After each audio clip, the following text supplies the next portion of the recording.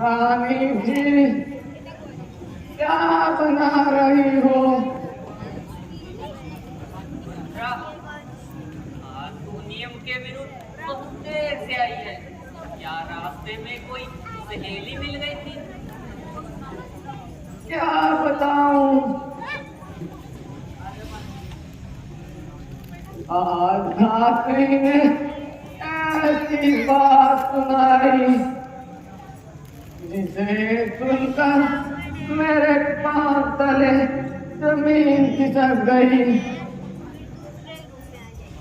जरा हमें भी सुनाओ कि वो क्या बात सुनाई।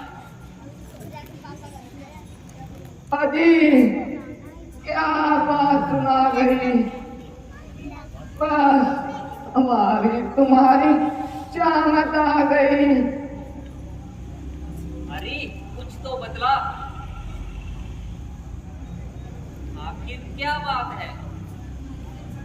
राम लक्ष्मण भरत और शत्रुघ्न कुशल तो हैं? राज दरबार में शांति है? क्या बताऊं रानी जी,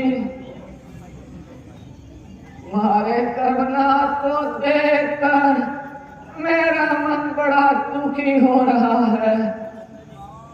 क्या तुमने नगरी की शोभा नहीं देखी?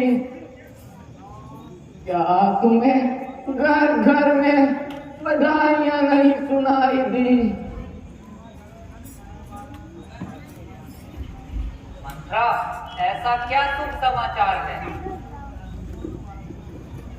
रानी जी आज महाराज ने एक दरबार आम किया और अपनी इच्छा का प्रदर्शन इस प्रकार किया कि मैं अपना युवराज और उत्तराधिकारी रामचंद्र को बनाना चाहता हूँ।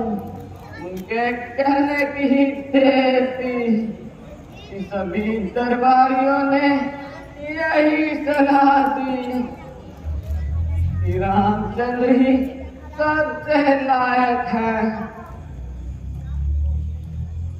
और सिंहासन पर उन्हीं का अधिकार है। तो कल रामचंद्र को राजा बनाया जा रहा है। बस यही बात थी जिसके लिए तू इतनी देर से छटपटा रही थी। मंत्रा, क्या तू सच कहती है कि कल रामचंद्र को सिंहासन पर बैठाया जा रहा है? तब तो बड़ी ही प्रसन्नता की बात है। मैं तो डर गई थी कि भगवान भला करे, ना जाने ऐसा क्या समाचार सुना के आई है। अरे दुष्टा, तुझे तो ये चाहिए था कि तू खुश होकर मेरे पास आती और अपना इनाम पाती। ले ये हार संभाल और फिर दूंगी।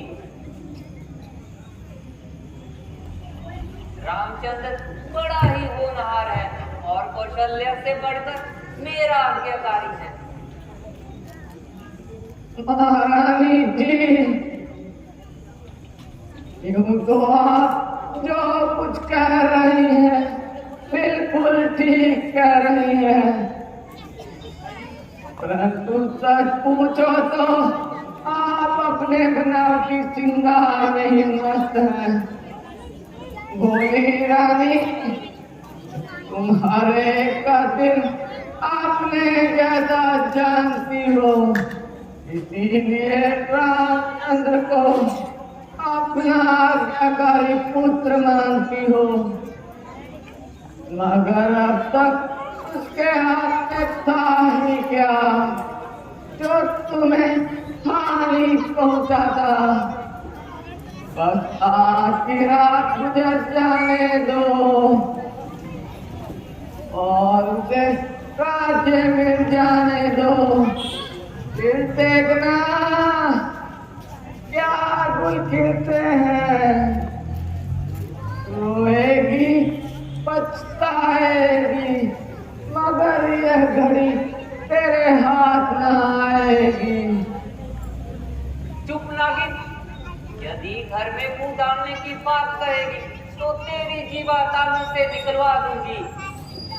यदि रामचंद्र को दोष लगाएगी तो तुझे जिंदा ही चिता में जलवा दूंगी। सच है, जब किसी की अशुभ घड़ी आती है तो उसकी बुद्धि ऐसी ही हो जाती है। मैं तेरे भले के लिए कहती हूँ और तुम मुझे नागिन कहती हो तो जाने दो, मुझे तो कुछ मिलने वाला नहीं।